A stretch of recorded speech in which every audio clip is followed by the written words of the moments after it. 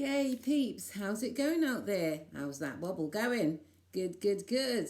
Yay, so we're now in Sagittarius season. Happy birthday, Sagittarians. Hope you have a great one, those who've had their birthdays already and those yet to come. And we're also coming to the time of this full moon in Gemini, and it's an eclipse. So things will be getting eclipsed out of the areas where Gemini is in your chart. See where that is. So what that means is there's going to be a change in your habits or your formulas that you usually aspire to or that you usually thrive to. And it's going to be a bit of a change, giving us a new direction, a better way to go about things. For better or for worse, should I say. As we know, Gemini is the sign of the twins. You have one on this side, one on this side. And this is when we have conflicting thoughts also within our beinghood. And this is a great time to be able to sort out conflicting ideas that we have within ourselves or that we meet within others on our way. So, as we know, Gemini is a sign of the twins, a mutable sign, and likes to be very flexible. Also, Sagittarius, which is in opposition, likes to be a very flexible sign too. The sign of the archer. Whereabouts are you aiming your bows at this time? Isn't it funny how the colours keep changing? The colours are changing. Okay, so typical Gemini. Okay, so the sun and the moon are going to come together and they're not going to come together, they're going to be in opposition of each other, and they're going to be at 8 degrees. 8 is the signature of the universe. Whatever you give out, you get back. And so within this time, we're going to be on the Gemini and Sagittarius axis. Gemini stands for short distances, ruler of the third house, or a tenth of the third house, ruler of the third house. And Sagittarius is ruler of the ninth house and higher learning and prospects. At this particular time, we have what's called the North and South Node in those signs. So the South Node's in Sagittarius and the North Node's in Gemini, which means that we should be aiming to produce new thoughts within our mind, new aspects, use our brains differently than how we have previously, and also to draw on the knowledge of the South Node, which is Sagittarius, all the knowledge that we've learned, all the skills, all the gifts, etc. It's a good time to put these into perspective. And so we'll have a lot of aid from the universe to do that. So I just wanted to have a look at my book, Nubian Minds. Here we go. And many people say to me, but what's Nubia? So Nubia, once upon a time, Nubia was a place in the continent of Africa, or on the continent of Africa. So I just want to read a little bit about that. Okay, it says Nubia. Nubia is a place close to Dongola Reach in the south of Aswan. Previous empires spanned many countries on what is now called the continent of Africa. Nubia was once known for its fine bows, whose occupants were the masters of making bows. It is also known for its high-quality, plentiful supply of gold.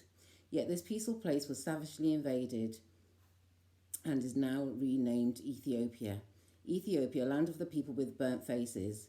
We must be proud of where we come from and whichever line of heritage. Okay, so this is a brief explanation of what Nubia was. Nubia was a kingdom which spanned across many countries in what we would now call the continent of Africa. And they were fine bow makers. Isn't that amazing? So when I thought, oh, fine bow makers. Sounds like Sagittarius. So I thought I'd put that little bit in for this Sagittarius sun. But as this Gemini moon, as I was saying, is coming to eclipse things, we might be feeling really tired, and I drew some cards for this time. And so for the moon in Gemini, I drew the Hanged Man. And these are from the Modern Witches Tarot. Let's get a look at that, shall we? Beautiful cards, beautiful. Modern Witches Tarot. So we have the Hanged Man. We're in contemplation, thinking about which direction are we going in, being made to sit still probably by the universe. Yes, contemplate what you are doing, where are you going, and also the Four of Swords jumped out with that card. Are you getting enough rest? We're going to be wanting to rest whether we want to or not. I've been feeling that we need a lot of rest at this time.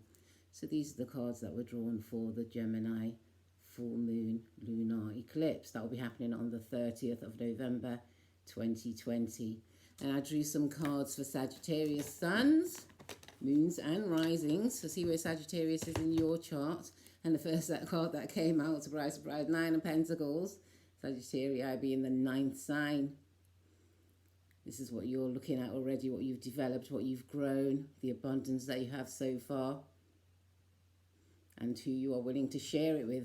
However, you may feel slightly stagnant because the Four of Cups came out also. And even though you have great things in front of you, you're still dreaming and wishing for yet another thing to come along. And it's being presented, but you haven't seen it yet. But we will be seeing that when certain things get eclipsed, and then it will be much brighter to see our futures. So these were the cards for the Sagittarius sun at this time. And the card for all of us at the top of the deck was Justice. So whatever you're facing in your life, justice is on the way. The universe has heard your pleas. That's right. And this is the direction we'll be going in for the next few weeks that we're in Sagittarius season. Okay, sweeties. Well, you will have a great lunar eclipse. See what gets eclipsed out of your life in a Gemini-ic way. Maybe you'll change up your car.